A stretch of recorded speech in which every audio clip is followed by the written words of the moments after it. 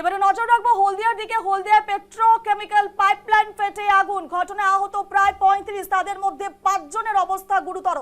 ভোর রাতের বাজ পড়ার সঙ্গে সঙ্গে ঘটে গেল এক বড় বিপত্তি। ছবি দেখাচ্ছি, ভয়ঙ্কর অগ্নিকাণ্ডের ছবি। হলদিয়া পেট্রোকেমিক্যালের একটি নেপথা পাইপলাইন ফেটে ভয়াবহ অগ্নিকাণ্ডের ঘটনা ঘটেছে। প্রত্যক্ষদর্শীরা জানিয়েছেন যে মঙ্গলবার ভোর 4:30 নাগাদ এলাকার অনেকেই কলকাতা বা ডিউটিতে যাবার জন্য ঘুম থেকে উঠছিলেন এবং সেই সময় হঠাৎ বাজ পড়ে এবং পাইপলাইন থেকে ন্যাপথা লিক করতে থাকে। মুহূর্তের মধ্যে আগুন ধরে যায়। যারা বাইরে বেরিয়েছিলেন তাঁরাই আগুনে ঝলসে যান। খবর পেয়ে ঘটনাস্থলে পৌঁছায় দমকল এবং প্রশাসন। আহতদের তড়িঘড়ি হলদিয়া মহকুমা হাসপাতালে নিয়ে যাওয়া হয়। সেখানে প্রাথমিক চিকিৎসার পর গুরুতর আহত ৫ জন সহ আরো কয়েকজনকে তমলুক হাসপাতালে স্থানান্তর করা হয়েছে। বাকিদের হলদিয়া হাসপাতালে চিকিৎসা চলছে। ঘটনাস্থল পরিদর্শন করেছেন হলদিয়ার বিধায়ক প্রদীপ বিজলি। তিনি প্রশাসনের তৎপরতার কথা জানান এবং আহতদের চিকিৎসার সব ব্যবস্থা করার আশ্বাস দেন।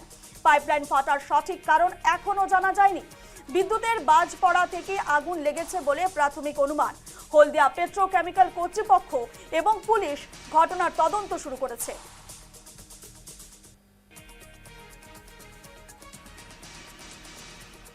পাইপলাইন অ্যাকচুয়ালি ন্যাপথা লাইন ছিল। ন্যাপথা লাইনটা কোনো কারণে লিকেজ হয়ে যায়। লিকেজ হয়ে যাওয়ার পর ওই যে একটু ভোরের দিকে বৃষ্টি হয়েছিল, বৃষ্টিতে বাজ পড়ার কারণে আগুনটা লাগার পর ন্যাপথা যত দৌড়বে স্পিডে সেরকম আগুনটাও সঙ্গে সঙ্গে দৌড়ার পরে আশপাশে যে বাড়িগুলো ছিল ওই বাড়ি থেকে বেরোইছে ভয়ে, যাতে আগুনটা বাড়ির ভিতরে না ঢুকে। কিন্তু বেরোনোর সঙ্গে সঙ্গে একজনকে অ্যাটাক করে মহিলা, ওর নাম হচ্ছে হালিমা বিবি, সিলভার স্টেশন।